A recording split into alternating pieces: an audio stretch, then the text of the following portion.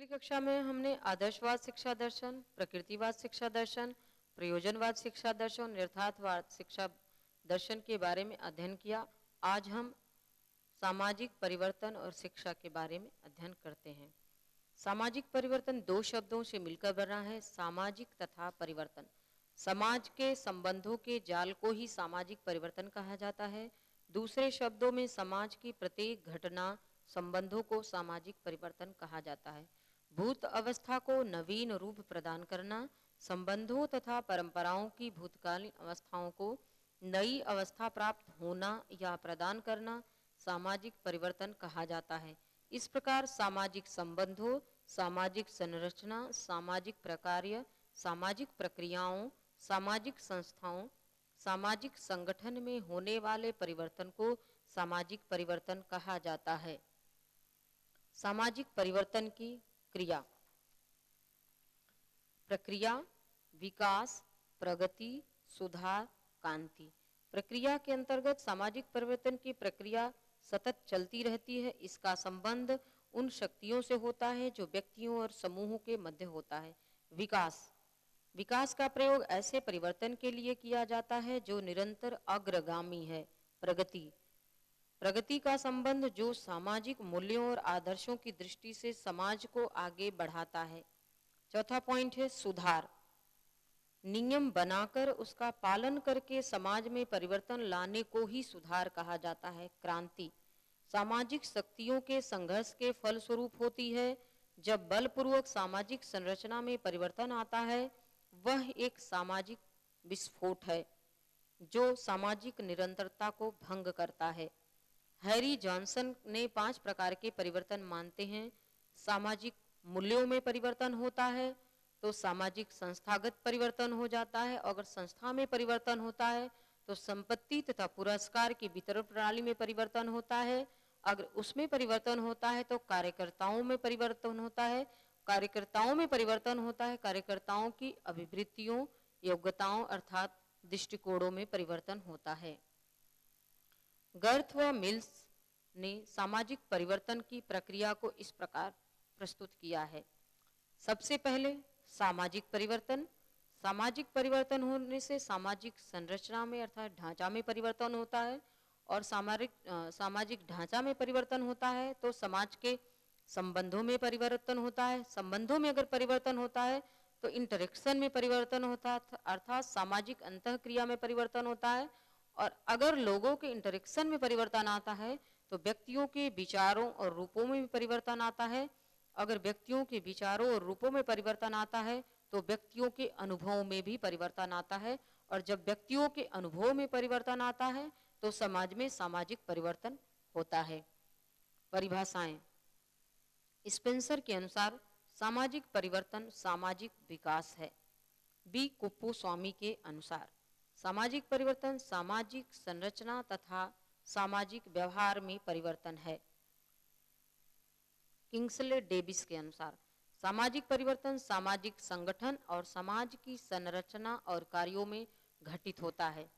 चौथा है गिन्सबर्ग के अनुसार सामाजिक परिवर्तन से तात्पर्य सामाजिक ढांचे में परिवर्तन होना है, अर्थात समाज के आकार, विभिन्न अंगों के बीच संतुलन अथवा समाज के संगठन में होने वाले परिवर्तन से है।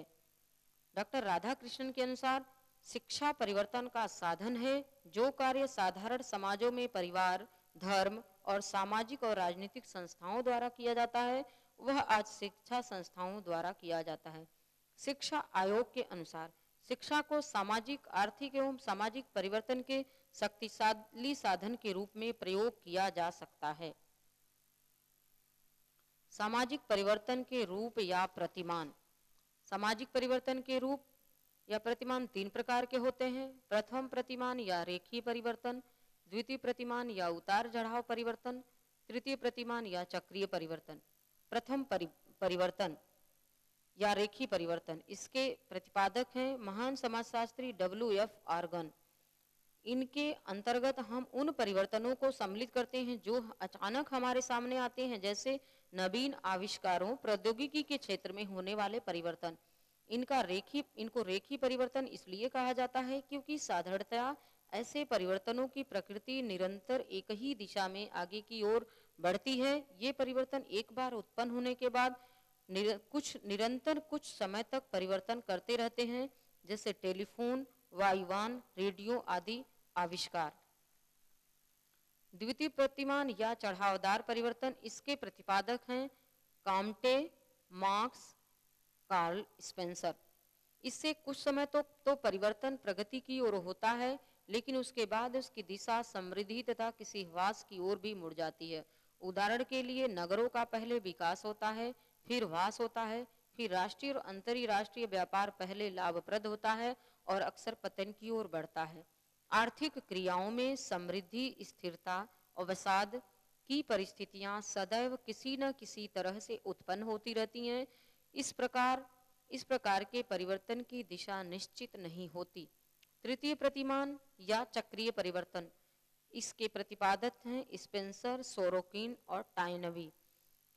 यह इस प्रकार का परिवर्तन है ये जो कि एक चक्र के रूप में चलता है। जिस प्रकार प्रतिदिन सूर्योदय, मध्याह्न, संध्या और रात्रि होती है, उसी प्रकार सामाजिक परिवर्तन होता है। जिस प्रकार जीवन का क्रम चलता है, ऋतुओं का क्रम चलता है, इसी प्रकार समाज में घटनाओं का क्रम चलता है। उदाहरण के लिए हम रूढ़िवादी से प्रगतिवादी और पुनः रूढ़िवादी स्तर की ओर बढ़ जाते हैं। जैसे फैशन की एक वस्तु को छोड़कर दूसरी का प्रचार करते हैं और फिर पुरानी वस्तु को ग्रहण कर लेते हैं। इस प्रकार ऊपर नीचे होते हुए भी परिवर्तन का एक क्रम होता है और इसीलिए इसे चक्रीय परिवर्तन कहते हैं। सामाजिक परिवर्तन के कारक, जैविक कारक, प्रौद्योगिकी कारक, आर्थिक कारक, औद्योगिक तथा आधुनिकीकरण, जनसंख्यात्मक कारक, सांस्कृतिक परिवर्तन, मनोवैज्ञानिक कारण। पहला पॉइंट है जैविकी कारक। अनेक जैविकी दशाएं जैसे जन्म तथा मृत्यु दर में परिवर्तन, प्रजातीय मिश्रण, स्त्री पुरुष आदि का अनुपात समाज पर प्रभाव डालता है तथा इससे समाज में परिवर्तन आता है। जैसे यदि समाज में मृत्यु तथा जन्म दर ऊंची होती हैं तो इनका अंतिम परिणाम होता है दुर्बल संतानों का जन्म होना। इससे समाज में कार्यकुशल और अनुभवी व्यक्तियों की कमी हो जाएगी और इस प्रकार यदि समाज में पुरुषों की अपेक्षा स्त्रियों की संख्या अधिक होती है तो बहुपत्नी विवाह का प्रचलन हो जाता है, जिसके समाज पर अनेकों प्रभाव पड़ते हैं। जनसंख्यात्मक कारक, जनसंख्या का आकार समाज के विभिन्न वर्गों में प्रजनन क्षमता, आयु समूह, जनसंख्या का प्रादेशिक वितरण, प्रजाति मिश्रण, नगर और ग्रामों में जनसंख्या का अनुपात, उत्प्रवास, अप्रवास तथा विभिन्न व्यवसायों में जनसंख्या का वितरण, जनसंख्यात्मक कारक सामाजिक परिवर्तन उत्पन्न करता है। उदाहरण के लिए जनसंख्या वृद्धि अनेक युद्धों का कारण बनती है और इसी प्रकार जनसंख्या के आकार ने समाज में क्रांतिकारी परिवर्तन किया है। तीसरा है प्रौद्योगिकी कारक। प्रौद्योगिकी का अर्थ उन्नत प्रविधियों से है जो मनुष्य की भौतिक आवश्यकताओं की पूर्ति का साधन होती है। यातायात या संदेश वाहन साधनों के विकास तथा मशीनों के आविष्कार के कारण समाज की संपूर्ण संरचना प्रभावित हो देती है। प्रौद्योगिक प्रविधियों के प्रभाव से होने वाले सामाजिक परिवर्तनों का क्षेत्र इतना व्यापक होता है कि उन पर अनेक ग्रंथ लिखे जा सकते हैं। सांस्कृतिक परिवर्तन, संस्कृति सामाजिक परिवर्तन का मुख्य कारण है। संस्कृति के अंतर्गत हम धर्म, विचार, नैतिकता, विश्वास, प्रथा, परंपरा, रूढ़ियों या विभिन्न संस्थाओं को सम्मिलित करते हैं। जब संस्कृति के इन तत्वों में परिवर्तन आता है तो समाज में भी महत्वपूर्ण परिवर्तन उत्पन्न हो जाता है। उदाहरण के लिए समाज की संस्थाओं जैसे विवाह में परिवर्तन हो जाए तो परिवार का रूप बदल जाता है और उसका प्रभाव सामाजिक संबंधों या समाज पर पड़ता है। इसी प्रकार समाज की अन्य धार्मिक, आर्थिक और राजनीतिक संस्थाओं में परिवर्तन होने से समाज में महत्वपूर्ण परिवर्तन उत्पन्न हो जाता है। आर्थिक कारक, संपत्ति का रूप, व्यवसाय की प्रकृति, जीवन, व्यक्तियों का जीवन स्तर, संपत्ति का वितरण, व्यापार चक्र और उत्पादन का स्वरूप सामाजिक ढांचे को अनिवार्य रूप से प्रभावित करता है। कार्ल मार्क्स ने सामाजिक परिवर्तन के आर्थिक कारक पर विशेष जोर दिया और लिखा कि सामाजिक परिवर्तन का संपूर्ण इतिहास वर्ग संघर्ष का ही इतिहास है।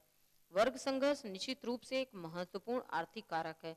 वर्ग संघर्ष के फलस्वरूप पुरानी मान्यताओं का ढांचा चरमरा कर टूट जाता है और विभिन्न वर्गों को नए अधिकार प्राप्त होने लगते हैं। इससे महत्वपूर्ण सामाजिक परिवर्तन होता है। मनोवैज्ञानिक कारण, मनोवैज्ञानिक कारकों से भी सामाजिक परिवर्तन होता है। व्यक्ति नवीनता चाहता है, नवीनता लाने के लिए परिवर्तन आवश्यक होता है। कभी कभी जीवन को सुखी और समृद्ध बनाने के लिए व्यक्ति तरह तरह की कार्य करने लगता है। नए व्यवहारों में वृद्धि हो जाने से सामाजिक परिवर्तन होना स्वाभाविक होता है। पुरानी व नवीन पीढ़ी में विचारों, मूल्यों को विषयों में संघर्ष होने के कारण सामाजिक परिवर्तन होते हैं। दोनों वर्गों में मानसिक तनाव बढ़ने के कारण नए सामाजिक मूल्यों का जन्म होता है। औद्योगिक तथा आधुनिक कारण, वर्तमान युग में दो नवीन क्रियाएं हैं, औद्योगिक एवं आधुनिकीकरण सामाजिक परिवर्तन की प्रमुख कारक बन गई हैं। औद्योगिकीकरण के फलस्वरूप परिवारों का परंपरात्मक रूप तेजी से टूट रहा है, अधिकारों में वृद्धि हुई है, नवीन आवश्यकताओं तथा गतिशीलता बहुत बढ़ी है। इसके परिणाम स्वरूप गांव की विशेषताएं अत्यधिक परिवर्तित हो गई है। औद्योगिकीकरण ने घनी बस्तियों, श्रम समस्याओं, औद्योगिक दुर्घटनाओं तथा पारिवारिक विघटन में वृद्धि करके समाज के सामने नई चुनौतियां उत्पन्न कर दी हैं। आधुनिकीकरण की प्रक्रिया जीवन के सभी अंगों को प्रभावित कर रही है, जैसे खान पान, वेशभूषा, सामाजिक और सांस्कृतिक व्यवहार तथा विचारधारा। इस प्रक्रिया के द्वारा समाज की रचना तथा कार्यों में तीव्र परिवर्तन हो रहे हैं। सामाजिक परिवर्तन के बाधक कारक, बाधक तत्व, निहित स्वार्थ, नवीनता का भय, सांस्कृतिक जड़ता, पृथकता की मात्रा। लोगों के निहित स्वार्थ सामाजिक परिवर्तन में बाधा उत्पन्न करती हैं। यदि परंपराओं के चलते रहने से कुछ लोगों की स्वार्थ सिद्धि होती है तो ऐसे लोग परिवर्तन को पसंद नहीं करते तथा नवीनता और परिवर्तन का विरोध करते हैं। दूसरा है सांस्कृतिक जड़ता। सांस्कृतिक जड़ता का अर्थ है पूर्वजों से प्राप्त किए हुए उन मूल्यों, विश्वासों तथा परंपराओं से जिनके कुछ लोग अंधभक्त होते हैं तथा जो उन्हें किसी भी स्थिति में छोड़ना नहीं चाहते। दूसरों शब्दों में सांस्कृतिक जड़ता की भावना उत्पन्न हो जाती है। ऐसे लोग उन सभी बातों का विरोध करते हैं जिनसे स्वीकृत आदर्शों, मान्यताओं तथा परंपराओं को ठेस पहुंचती है। जिस समाज में सांस्कृतिक जड़ता जितनी अधिक पाई जाती है, उस समाज में परिवर्तन का विरोध उतना ही अधिक होता है। तीसरा पॉइंट है नवीनता का भय। आगवन तथा निम्काफ के अनुसार समाज में अधिकतर लोग ऐसे हैं जो केवल उसी प्रकार का जीवन बिताना चाहते हैं जैसा कि वे बिताते आए हैं। अधिकतर बड़ी आयु के लोग कोई परिवर्तन नहीं चाहते, नवीन बातों को अपनाने में भय अनुभव करते हैं। नवीन क्रियाओं, नवीन विचारों तथा वस्तुओं को ग्रहण करने से लोग इसलिए भयभीत होते हैं कि कहीं वे अहितकर सिद्ध न हो जाएं। चौथा और अंतिम पॉइंट है पृथकता की मात्रा। पृथकता की मात्रा से तात्पर्य है प्रत्येक समाज अपने अस्तित्व को बनाए रखने के लिए अपने को दूसरे वर्गों से पृथक रखता है, अर्थात दूसरे समूह की संस्कृति के संपर्क में नहीं आना चाहता। उदाहरण के लिए भारत में निवास करने वाली पिछड़ी हुई जातियों के लोगों की समाज के अन्य वर्गों से पृथकता की मात्रा जितनी अधिक होगी, सामाजिक परिवर्तन का विरोध उतना ही अधिक किया जाएगा। भारतीय समाज और सामाजिक परिवर्तन। समाज में पाए जाने वाले विभिन्न वर्गों के बीच संघर्ष, हरिजनों एवं जनजातियों की समस्याएं, जातिवाद, भाषावाद, क्षेत्रवाद एवं सांप्रदायिकता की समस्याएं, समाज में प्रचलित कुरीतियां एवं अंधविश्वास, भ्रष्टाचार, रिश्वतखोरी, कालाबाजारी, बाल अपराध, निर्धनता, राष्ट्रीयता की भावना में कमी, राजनीतिक अपराधीकरण इत्यादि, नैतिक पतन की समस्या।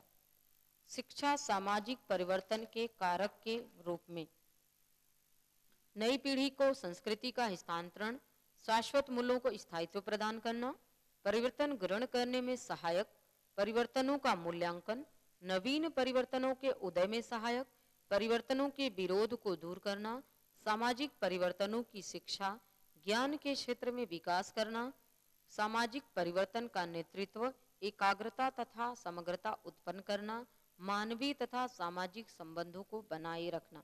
पहला पॉइंट है नई पीढ़ी को संस्कृति का हस्तांतरण। शिक्षा के द्वारा नई पीढ़ी को संस्कृति का हस्तांतरण किया जाता है जिससे समाज में स्थायित्व एवं निरंतरता उत्पन्न होती है। लेकिन इससे आगे बढ़कर शिक्षा समाज को अनेक प्रकार के सुधारों तथा परिवर्तन के लिए प्रेरित करती है। इसलिए शिक्षा सामाजिक परिवर्तन की जन्मदाता, प्रवर्तक तथा निर्देशक होती है।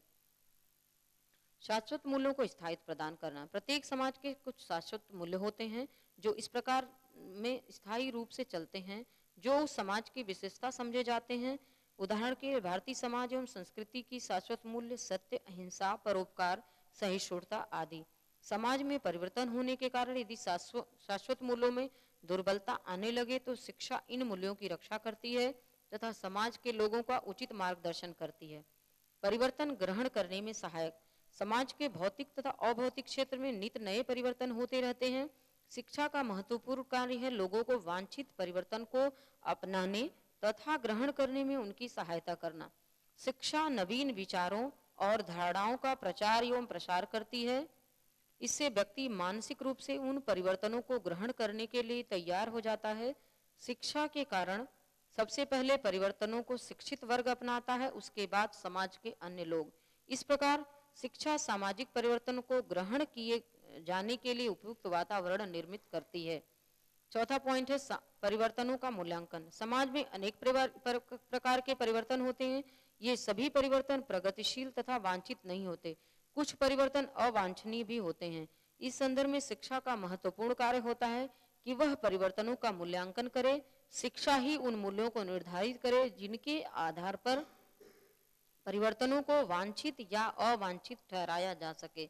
इस प्रकार शिक्षा द्वारा केवल वांछित परिवर्तनों को ही प्रोत्साहित किया जा सकता है। पांचवा पॉइंट है नवीन परिवर्तनों के उदय में सहायक। शिक्षक वर्ग ही समाज की बुराइयों को दूर करने तथा समाज सुधार के कार्यक्रम प्रस्तावित करते हैं। भारतीय समाज में बाल विवाह को रोकने, विधवा विवाह को मान्यता देने, सती प्रथा को रोकने के लिए जो आंदोलन किए गए उनके परिणाम स्वरूप समाज में अनेक परिवर्तन हुए। छठवां पॉइंट है परिवर्तन के विरोध को दूर करना। किसी भी समाज में परिवर्तन लाने में अनेक बाधक तत्व होते हैं। शिक्षा परिवर्तनों के महत्व को स्पष्ट करती है और बाधाओं को दूर करती है। सातवां पॉइंट है सामाजिक परिवर्तनों की शिक्षा। जनता को सामाजिक परिवर्तनों का ज्ञान देने के लिए शिक्षा के अन्य साधनों का उपयोग किया जाता है। प्रत्येक देश में सामाजिक परिवर्तन लाने में शिक्षा व्यवस्था की प्रमुख भूमिका रही है। जब लोगों को सामाजिक परिवर्तनों की आवश्यकता तथा महत्व का ज्ञान हो जाता है तो वे सामाजिक परिवर्तन की योजनाओं में सहयोग देते हैं। आठवां पॉइंट है ज्ञान के क्षेत्र में विकास करना। शिक्षा के द्वारा विभिन्न ज्ञान क्षेत्रों में ज्ञान का विकास होता है जो कि सामाजिक परिवर्तन उत्पन्न करता है। शिक्षा के द्वारा व्यक्ति नए नए अनुसंधान करता है तथा ज्ञान के विभिन्न क्षेत्रों का विकास करता है। इससे पहले समाज की भौतिक संस्कृति में परिवर्तन उत्पन्न होता है तथा बाद में अभौतिक संस्कृति में परिवर्तन होता है। अगला पॉइंट है सामाजिक परिवर्तन का नेतृत्व। प्रजातांत्रिक समाज में शिक्षा का महत्व कहीं अधिक है। शिक्षा प्राप्त करने के बाद व्यक्ति अपने जीवन को उत्तम बना सकता है, अपने व्यक्तित्व का विकास कर सकता है तथा समाज में फैली हुई कुरीतियों को दूर कर सकता है। और इसके लिए शिक्षा के द्वारा व्यक्ति के अंदर शक्तियां उत्पन्न होती हैं जिनके आधार पर समाज में वांछित परिवर्तन लाने के लिए समाज को दिशा तथा नेतृत्व प्रदान करने के लिए योग्य बनाया जाता है। इसी के परिणाम स्वरूप समाज प्रगति करता है। 10वां पॉइंट है एकता तथा समग्रता उत्पन्न करना। जब आपसी तनाव, झगड़े, मतभेद, स्वार्थों के टकराव से समाज के विभिन्न वर्गों में संघर्ष और लड़ाई झगड़े होने लगते हैं तब ऐसी स्थिति में शिक्षा लोगों के मन में ऐसे विचारों का संचार करती है जिससे एकता तथा समग्रता की भावना उत्पन्न होने में मदद मिलती है। हमारे देश में धर्म, जाति, भाषा, प्रांत, क्षेत्र आदि के आधार पर आए दिन संघर्ष होता है। शिक्षा द्वारा इन समस्याओं का हल ढूंढा जाना चाहिए। अंतिम पॉइंट है मानवीय तथा सामाजिक संबंधों को बनाए रखना। आधुनिक युग औद्योगिकरण तथा नगरीकरण का युग है। इन प्रक्रियाओं का समाज पर जहां अच्छे प्रभाव है वहीं दूसरी ओर इन्होंने अनेक समस्याओं को उत्पन्न किया है। एक महत्वपूर्ण समस्या सामाजिक संबंधों का छिन्न भिन्न होना तथा मानवता के गुणों में कमी होना है। शिक्षा के द्वारा लोगों के हृदय में मानवीय गुणों तथा संवेदना के महत्व के विचारों को संचारित करके इस समस्या का समाधान किया जा सकता है। सामाजिक परिवर्तन और स्कूलों का सामाजिक महत्व। पहला पॉइंट है सांस्कृतिक निरंतरता प्रदान करना। दूसरा है सामाजिक व्यवस्थाओं को बनाए रखना। तीसरा है राष्ट्रीय नीति को पूरा करने में सहयोग करना। चौथा पॉइंट है आर्थिक आवश्यकताओं की पूर्ति में सहायक। पांचवा पॉइंट है क्षमताओं तथा कुशलताओं का विकास करना। छठवां पॉइंट है सामाजिक सांस्कृतिक प्रतिमानों का सरलीकरण। सातवां पॉइंट है उज्जवल भविष्य।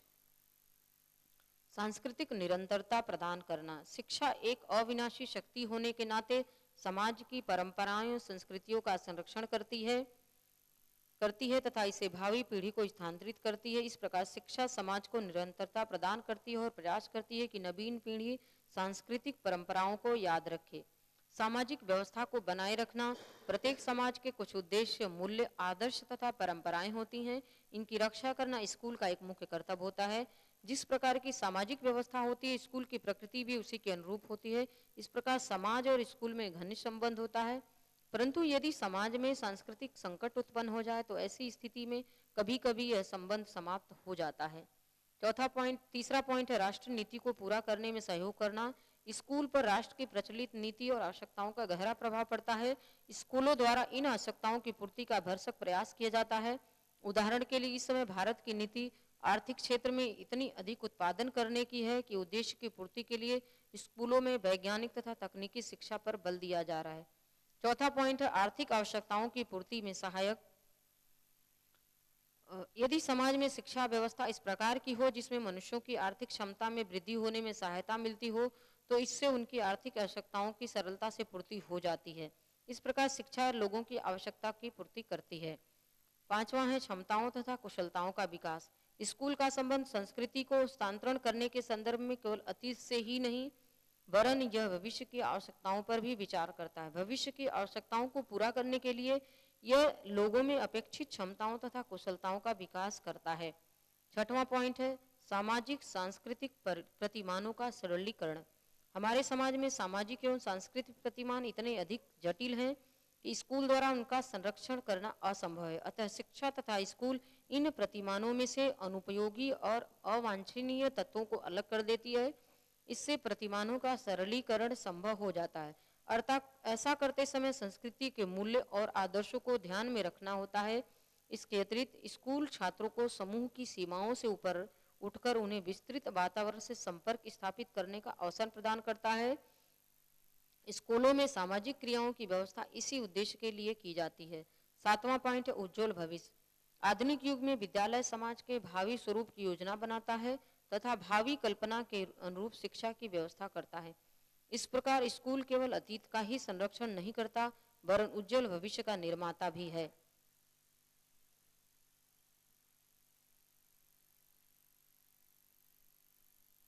शिक्षा सामाजिक परिवर्तन की अनुगामी।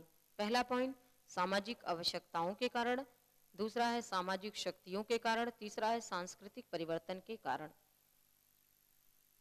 सामाजिक आवश्यकताओं के कारण जिस समय किसी समाज के जो लक्ष्य, उद्देश्य तथा आदर्श तथा आवश्यकताएं होती हैं उन्हीं के अनुरूप शिक्षा की व्यवस्था बदल जाती है। जैसे आज के भारत के कई उद्देश्य तथा आवश्यकताएं हैं, जैसे समाजवादी, आर्थिक समानता, आधुनिकीकरण, धर्मनिरपेक्ष राज्य की स्थापना, औद्योगिकीकरण, नगरीकरण, व्यापक जनशिक्षा आदि। इन सब उद्देश्यों तथा आवश्यकताओं को पूरा करने के लिए शिक्षा के उद्देश्य भी इसी प्रकार के रखे जाएं, जैसे निःशुल्क प्राथमिक शिक्षा, समाज शिक्षा, प्रौढ़ शिक्षा, साक्षरता अभियान, उच्च एवं माध्यमिक शिक्षा का पुनर्गठन, स्त्रियों में हरिजनों एवं जनजातियों तथा अन्य पिछड़ों वर्गों के लिए विशेष शैक्षिक सुविधाएं, कृषि एवं उद्योगों के विकास के लिए वैज्ञानिक एवं तकनीकी शिक्षा का प्रसार। दूसरा पॉइंट है सामाजिक शक्तियों के कारण। समाज की कुछ शक्तियां होती हैं जैसे समाज में विद्यमान भिन्न भिन्न प्रकार के समूह, समाज में आदर्श, मूल्य तथा आचरण प्रतिमान, समाज की आवश्यकताएं तथा आकांक्षाएं। जब किन्हीं कारणवश समाज की इन शक्तियों में परिवर्तन होने लगता है तब शिक्षा भी आवश्यक परिवर्तन करने लगती है। सांस्कृतिक परिवर्तन के कारण, सांस्कृतिक परिवर्तन के कारण भी शिक्षा का स्वरूप परिवर्तित हो जाता है। संस्कृति के दो भाग होते हैं, भौतिक एवं अभौतिक। पहले भौतिक परिवर्तन क्षेत्र में होता है, बाद में अभौतिक संस्कृति में परिवर्तन होता है। भौतिक संस्कृति में होने वाले परिवर्तन के परिणाम स्वरूप शिक्षा में भी परिवर्तन होता है और सांस्कृतिक परिवर्तन के अनुकूल के कारण भी शैक्षिक परिवर्तन होता है। सामाजिक परिवर्तन का वर्तमान शिक्षा में उपयोग। जिस शिक्षा प्रदान करने के लिए शिक्षा का स्थान सर्वाधिक महत्वपूर्ण है, शिक्षा भावी पीढ़ी को स्थानांतरित करने के लिए शिक्षक की कार्यकुशलता तथा बुद्धि पर बहुत कुछ अधिक निर्भर करती है। बिना शिक्षक के सहयोग, शिक्षालयों के सहयोग से शिक्षण कार्य नहीं किया जाता। इसी संदर्भ में शिक्षा के सभी महत्वपूर्ण कार्यों का संपादन शिक्षक के सहयोग से ही होता है। सामाजिक परिवर्तन की प्रक्रिया में तीव्रता लाने के लिए, समाज को आधुनिकता की ओर ले जाने के लिए आवश्यक है शिक्षा प्रजातांत्रिक आधारों पर छात्रों के साथ समानता का व्यवहार करे, सभी को समान अधिकारों तथा कर्तव्यों का पाठ पढ़ाए, सभी को समान सुविधाएं प्रदान करे, पाठ्यक्रम में वैज्ञानिक एवं तकनीकी विषयों को महत्व दे तथा समाज के पिछड़ेपन को दूर करने के लिए वह समाज के सदस्यों को वैज्ञानिक एवं तकनीकी विषयों का ज्ञान प्रदान करे। उपयोगिता के लिए स्कूलों में अध्ययन करते समय बालकों में हीनता एवं उच्चता की भावना का ग्रंथियां विकसित न होने दें तथा उनके व्यक्तित्व पर समाज का बुरा प्रभाव न पड़ने दे। सामाजिक परिवर्तन लाने के लिए यह सब आवश्यक है। कक्षा में नहीं बल्कि कक्षा के बाहर भी विद्यार्थियों से विभिन्न प्रकार की शिक्षा प्रदान की जाए तथा उनके विचारों तथा क्रियाओं की दृष्टि से ही उनको नेतृत्व प्रदान किया जाए।